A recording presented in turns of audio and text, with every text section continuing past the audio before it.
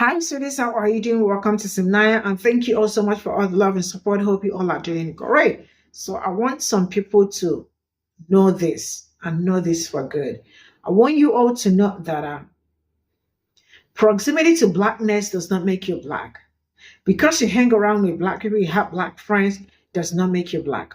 Or because your DNA said that you have 1%, probably sub-Saharan Africa, you're still not black. So thinking that you can come out to speak up for black people because you think that you have your DNA said that you have 1% of African whatever in you, you are not black. Stop coming out to speak for black people. Then let's get into this. I am not understanding how some people think that reparations only means that you are supposed to pay for what happened during slavery. That is not what reparation is. Reparation means fixing everything that you all put black people through, including slavery, Jim Crow, redlining, all of it. Fixing all you have done. And for the people that do not think that there is nothing to fix, you all are also part of the problem, or telling black people that you were not the ones that experienced slavery. So why do we have to pay you? Now, let me tell you something. The ones living right now are the extension of their ancestors. So pay them their reparations. Let's get into this.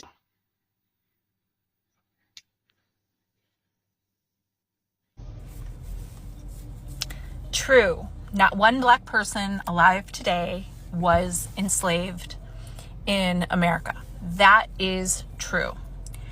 Black people are wanting free stuff. Okay, I don't know. I want free stuff. So I guess white people want free stuff too. Reparations isn't about someone who had been enslaved and now is not enslaved. We had a chance to do that and we blew it back in the 1880s and 90s. So 40 acres and a mule, for some it was more, for some it was less. 40 acres and a mule is what was promised to those working on plantations. That never happened. Then sharecropping. Then all the Jim Crow. All of those things prevented Black Americans from establishing any kind of generational wealth up and until the Civil Rights Act. Now, we can argue for a really long time that the Civil Rights Act didn't clear everything up. It didn't. But at least it was now illegal to discriminate. So I want you to think about if your family and ancestors had to start at 1964, where you and your family would be today.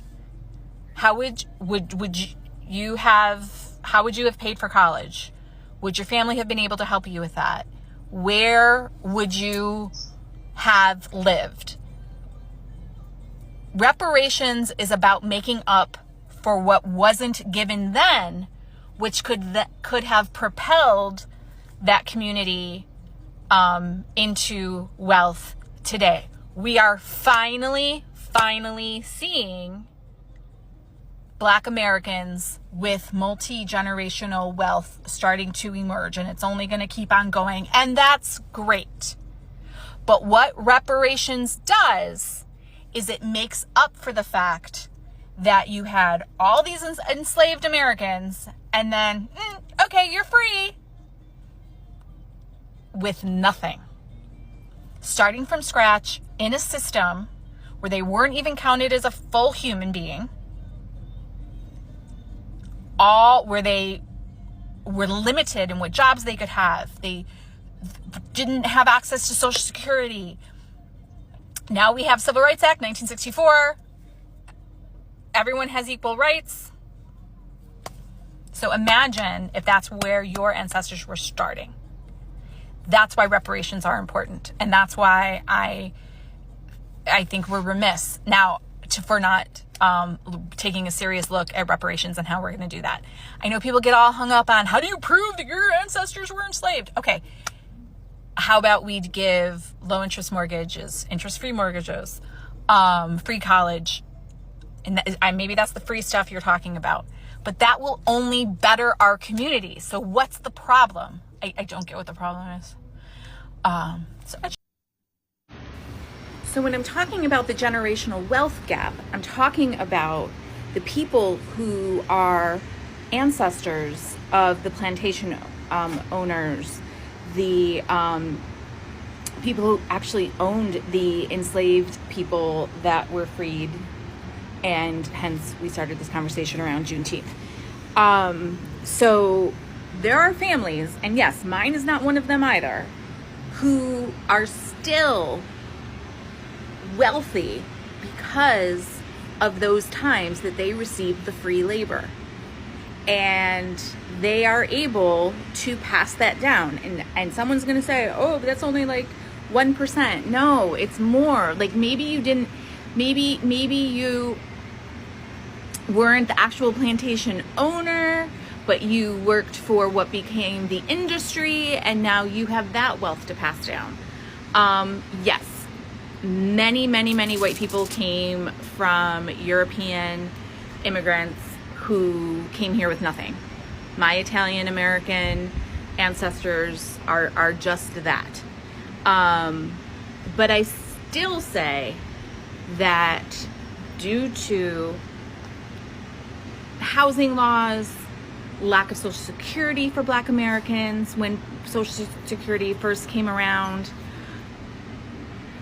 there was not the opportunity to build the wealth that can then be passed down to other generations.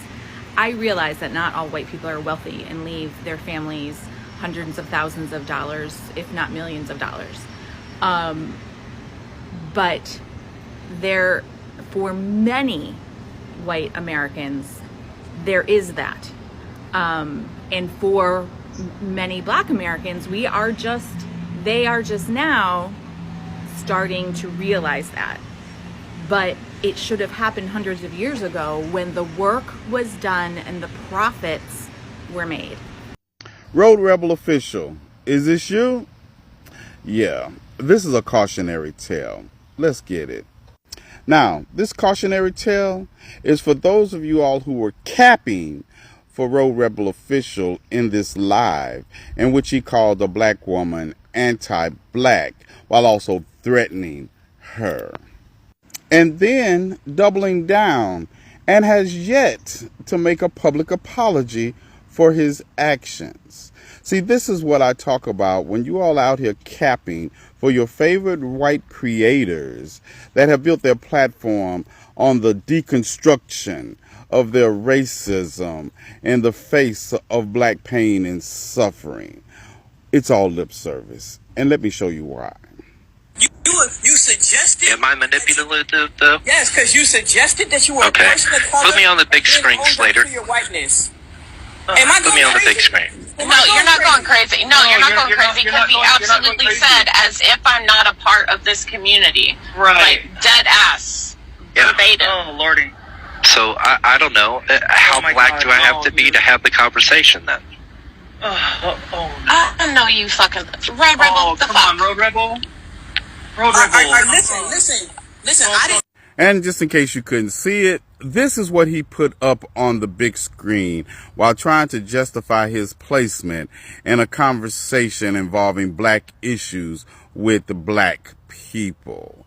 That he is 1.6% sub-Saharan African. And if that wasn't bad enough, he told Black people who have been Black all their lives that he had done the following. I've been doing this work forever, and all I'm saying is that some of the words that were coming out were anti-Black. I feel a Bernie Mac moment coming on, because I wish a motherfucker would. I wish a white man would melt himself down and pour himself into my presence to tell me that him talking about the system of racism that his ancestors created somehow trumps my experience experience of a lifetime of living under that system of oppression that their ancestors created, that they still continue to benefit from today. And the problem is twofold with creators like Rebel here, because they believe their proximity to black genitalia somehow entitles them into some insight into the black community that is just an illusion.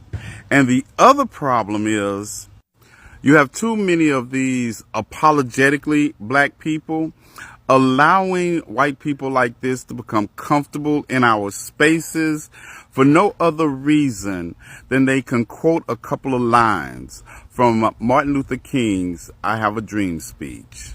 And I'm going to tell you the most telling part is that Road Rebel hasn't taken to his platform and issued a formal apology to LaRocca Blue or any of the other black people in that live. Shout out to AC Slater and Pe0ple for sending me the portion of that live that I requested. So this is all I got from the station, the video, and it's really amazing how these people, some of them are really very crazy. I don't know what else, but I think they are crazy because people started by saying that wealth gives me, give me a break. A lot of our ancestors came over here with a backpack and have made something out of themselves or not. Like how did they come? Like you took away people from where they were and you said they came here with a backpack. I am not actually sure they left there with their things. They did not leave with anything. Because everything, you can imagine storming into somebody's house and picking the person up without taking anything, like probably just what you are wearing. And you said that they came with a backpack. Can you just cut that crap? Because they did not come with any backpack, And then you are saying, how they came without anything or they came with backpack and now they have made something for themselves. Fine and good. They have made something for themselves. That it's great.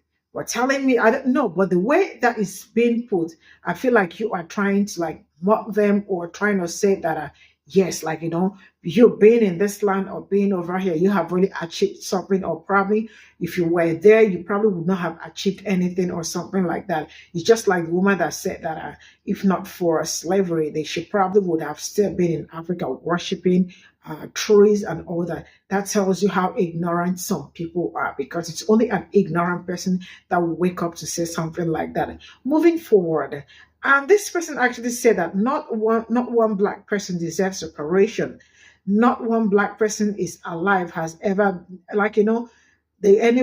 is trying to say that the people that experience slavery are no longer alive. So black people are just wanting free things and there is no need for them to get reparation. That is another dumb comment, because if you are not dumb, you wouldn't come out to say something like that. See, let's start with the fact that reparation does not mean that because they only experience slavery and all that. It is for fixing everything that has been done to black people. And for those that do not think that there is need to fix what their ancestors did, because they have already done so many horrifying things to people that look like me, and they are thinking that there is no need for them to fix what they have done. That is how crazy some people could be. And now let's get back to, because each time black people talk about reparation, or even when black people do not talk about it, each time they remember reparations, because they are always the ones remembering reparations more than even the ones that are supposed to get the reparations. They start telling you that you never experienced it. You were not the ones that experienced it. Why would you want reparations? What would you do with the money that you get from the reparations? Some people are also jealous because they feel like, oh, when they get this one, they are absolutely going to be richer than us and all that. So what is that? Why is that your problem? Why are you thinking, what did they need the money for? Is it your money? Now, the fact that each time that they sit back and they say that the people that experience it are no longer alive, we are the descendant. The descendants are here because you are an extension of your ancestors. Whatever that your ancestor was supposed to get or something is being transferred to the descendants. So pay the descendants if they are no longer alive, because you guys were the ones that decided not to pay the reparations. Because the people that experienced Holocaust, even the ones that did not experience in United States land, already got their reparations. But the ones that experienced it firsthand, you all are running around saying that there is no need to pay them the reparations. The people that built literally almost everything. And each time we talk about reparation, they tell you, get over it. Like you all go to the Holocaust survivors to tell them, get over it. You all will not have that nerves to tell them that. Trust me. You will not have that nerves to tell them to get over it. You all know that too. And now the survivor of, what is that called? Tulsa, Oklahoma, that the city that, like, you know, they keep telling us that it was a riot, the race massacre that happened in Tulsa, Oklahoma, right? Yes. The survivors are still around. Did you people pay them? No. You did not pay them any reparations. And they are still alive. And what they are waiting for is probably by the time they are no longer alive, they will say, you guys were not the ones that experienced it. If the people that were alive, if they had been alive, would have paid their own reparations or pay whatever compensation that we are supposed to pay to them. It's just the gaslighting and the lies that they go around telling and think that we are fools. We are not fools. We know why you people are still running around. But one thing I know for sure is that you all are going to pay that reparations when it is time. See you all in my next video. Bye for now.